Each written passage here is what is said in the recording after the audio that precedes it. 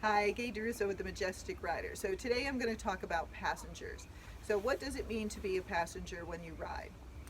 When you're a passenger, it's similar to a passenger in a car, that you're just sitting there, you're not driving, so you're not paying attention to where you're going, and you're just looking out the window nonchalantly and not really helping. Even if you were supposed to be the co-pilot, sometimes the passenger's not even looking at the directions and they totally mess you up. Had that happen many times. So when they say you're just a passenger when you're riding, it means that you're just sitting up there and you're expecting the horse to take care of the whole thing. You're expecting them to pick the right trail, stay sure-footed, pay attention while you're up there just looking around. Okay? Now, if you're the driver of a car, you can't be a passenger, right?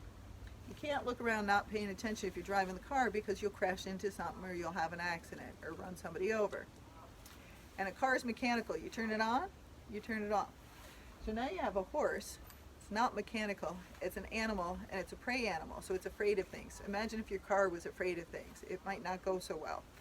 And you see accidents every day now, so imagine if the cars were jumping off the road because they were getting scared of things and spooking around. So when you're riding your horse, you cannot be a passenger. If you're going to be a passenger, get an old dead gelding with one leg in the grave, so the worst thing he's going to do is fall down, okay? Because otherwise you can have bad accidents, and you can hurt the horse, you can hurt your friends, and it can become a whole disaster if you're not actually riding that horse.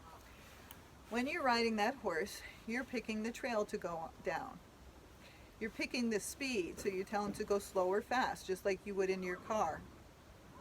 And then you're keeping his attention. So a lot of these gaited horses like to look around like this. We call them looky-loos. And that's because they think they don't have to pay attention to their feet because they're so talented and they can do so many things, right? They think they're like famous now. So we got to make sure we don't let them look all around, because if they're looking all around, they're going to trip or stumble or not pay attention or bump into the horse in front of you or ride up on that horse's tail and then get kicked in the face or something. So you got to make sure that horse is paying attention to you. He's keeping his head straight. If you want to let him look at something, you stop and let him look, and then he can turn his head side to side and he can look at things. But if he's one who looks at things and then gets more scared, that's not a good horse to let look at things. It's better to give that horse jobs. Okay? Only let the calm ones stop and look. But when you're riding them, you can look around some, but the horse can't look around. Okay? And think of it, you wouldn't let your car ever look around, right? Because it would swerve and smack into other cars. So no, you got to keep it paying attention. So you're riding your horse. How are you going to do that? You have to have some contact on the reins. That means the rein has to be short enough that if you squeeze and relax on it or pull on it just a little bit, it makes contact with that horse right away, so he knows you're still up there. If you're going to be in control of the horse and not be a passenger, that horse needs to know that you're still up there. So every couple minutes or so, stop, back up, push him over, give him little jobs to do so he knows that you're still up there and you haven't gone to outer space. If you never give him anything to do, something really bad happens. In that split second that bad thing happens, like someone comes flying around the blind turn on you, that horse thinks, she's not with me to help me, I'm out of here, and they'll spin and run around. They'll spin and run away until they see, oh, it was a bike and it's not such a big deal, and then you finally get to turn them around and see the bike. So you want to give them little jobs to do so they know you're still up there, and you want to keep them paying attention. Now when you go to gait these horses, you have to have that rein short enough that they stay in gait, because some of these horses will just go faster and faster and faster until they go out of gait, and then your horse will either trot or pace, and you're like, wow, he gaited really well when he came, and I don't understand why he keeps going out of gait now, because most people don't ride them on loose floppy reins. So when you go to gait them, have a shorter rein that you have contact on them, like an English rein. You can always push your hands forward if you want to release more.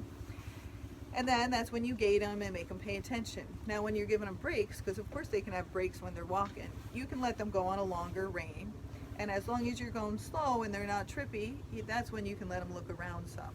So give them some breaks, but it's not an hour break, it's just a couple minutes, and then you shorten back up and tell them, hey, I'm still up here, so let's give you some little jobs to do. Lots of trainers talk about passengers, because the passengers tend to get hurt a lot because they're not there. They think they're there, but they're not. and you see the other riders see, oh, there's a bike coming, and you know, a lot of people are on a longer rein, giving their horse a break, and they all shorten up the reins. You know what the passenger does? Passenger goes, my horse doesn't spook at bikes. He doesn't care. They keep chit-chatting and distracting you while you're trying to get your horse's attention. And when that bike comes by, maybe that horse doesn't spook because that's an old horse, or you know, very calm horse, so they don't care. But the rest of us should not be those passengers. Okay? More and more passengers get hurt than active riders. You want to be an active rider, be there for your horse, help your horse, so he trusts you, and then he'll actually do things for you. Okay, hope that helps.